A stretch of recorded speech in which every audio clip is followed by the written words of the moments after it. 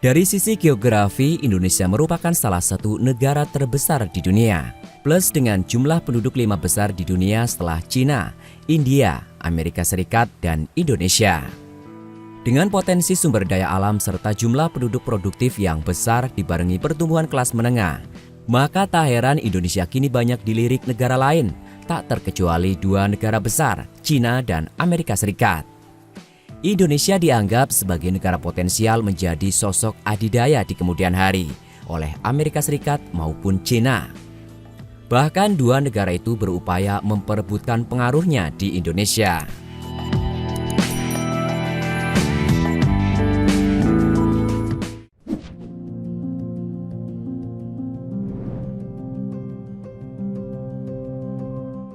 Menariknya, Amerika Serikat dan Cina memiliki cara tersendiri untuk menjalin hubungan dengan Indonesia.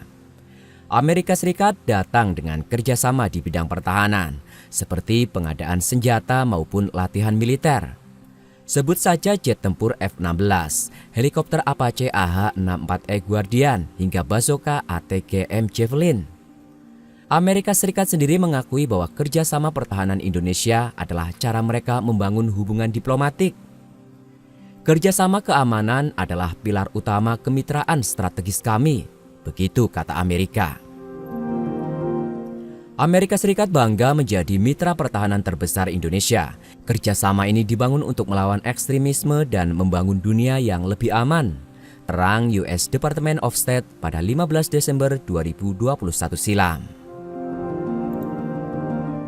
Selain pengadaan senjata, latihan bareng militer juga kerap dilakukan kedua negara. Seperti latihan yang belum lama ini terjadi, yaitu pada akhir Juni 2023 lalu. Pada latihan militer bertajuk COP-West 2023, Amerika Serikat membawa pesawat bomber raksasa B-52 ke Lanut Rusmin Nuryadin, Pekanbaru. COP-West 2023 sendiri saat itu berlangsung dari tanggal 12 sampai tanggal 23 Juni 2023. Tujuan dari COP-West 2023 ini adalah untuk melatih kemampuan taktis, evaluasi kemahiran, identifikasi latihan masa depan. Selain itu, latihan militer ini bertujuan untuk mempererat hubungan Indonesia dengan Amerika Serikat. Sedangkan bagi Amerika Serikat, COP-West 2023 adalah cara bagi mereka untuk menegakkan kawasan Indo-Pasifik yang bebas dan terbuka. Khususnya untuk B-52, dia akan mengikuti latihan bernama Interoperability Bomber. Menariknya, ini pertama kalinya bomber raksasa US Air Force itu mendarat di Indonesia.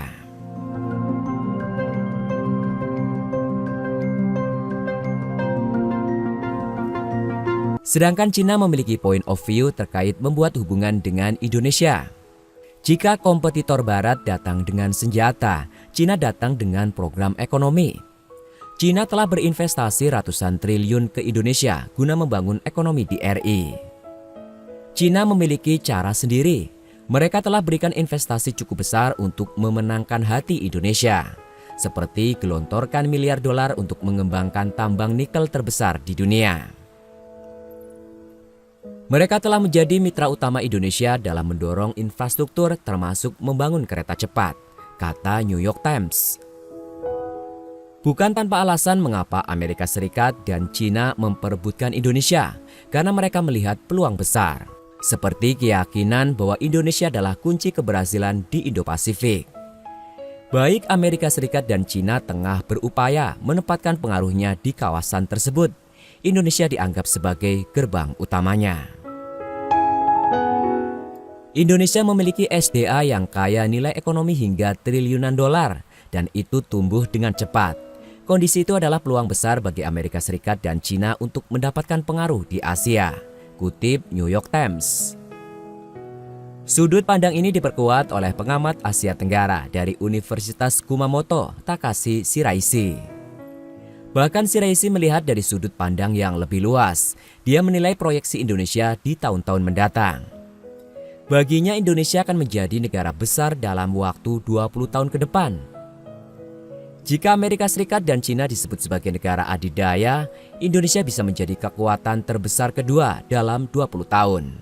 Ungkapnya dikutip dari Toyo Keizai pada 15 November tahun 2022. Dikutip dari VOA Indonesia, kuatnya pertarungan dua negara adidaya untuk memperluas pengaruh mereka di dunia ikut dirasakan Indonesia.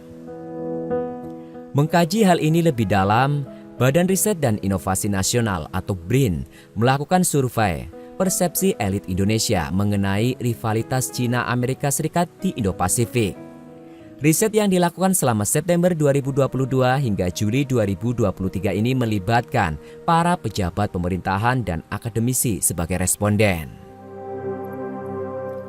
Orang pemerintahan yang dimaksud adalah pejabat eselon 1 dan duta besar yang bertanggung jawab menyusun kebijakan mengenai isu Indo-Pasifik. Mereka berasal dari 10 kementerian dan lembaga. Sedangkan responden akademisi adalah pengajar di hubungan internasional dari beragam universitas. Peneliti di Pusat Riset Politik Badan Riset dan Inovasi Nasional atau BRIN, Emilia Justiningrum menjelaskan, responden punya pendapat berimbang soal perebutan Amerika Serikat Cina terhadap Indonesia. Namun dalam soal ekonomi dan pertahanan keamanan, responden memiliki pendapat berbeda. Dalam soal pertahanan keamanan, Amerika Serikat lebih memberi pengaruh pada Indonesia dibandingkan Cina. Sebaliknya, dalam soal ekonomi, Cina yang lebih berpengaruh pada Indonesia dibandingkan Amerika Serikat. Padahal total perdagangan Indonesia dan Amerika Serikat saat ini mencapai 47,5 miliar US dollar. Pengaruh Cina ini terkait proyek kereta cepat, pertambangan dan pengelolaan nikel dan pembangunan ibu kota baru, serta prakarsa sabuk dan jalan. Meski ada persaingan antara Amerika Serikat dan Cina, kerjasama dengan keduanya masih dianggap menguntungkan bagi Indonesia. Survei itu juga menunjukkan bahwa responden sepakat bahwa rivalitas Amerika Serikat-Cina mempermudah Indonesia menjalin kemitraan strategis dengan negara besar dalam konteks kerjasama tanpa harus menjadi anggota aliansi dari salah satu pihak. Mereka juga sependapat dengan ASEAN mengenai Indo-Pasifik masih dibutuhkan untuk menghadapi rivalitas Amerika Serikat dan Cina. Dinamika rivalitas Amerika Serikat dan Cina di kawasan membuat Indonesia harus menjaga posisinya untuk tidak terseret ke salah satu pihak. Indonesia harus berhubungan baik dengan Amerika Serikat dan juga dengan Cina. Indonesia secara cermat menjaga keseimbangan dalam hubungannya dengan Cina dan Amerika Serikat.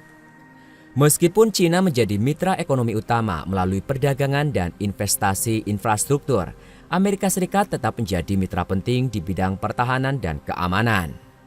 Dengan menerapkan kebijakan bebas aktif, Indonesia harus berusaha untuk tidak memihak secara eksklusif pada salah satu negara, sehingga dapat memaksimalkan manfaat dari keduanya sambil tetap menjaga kedaulatan dan stabilitas politik serta keamanan di kawasan Asia Pasifik.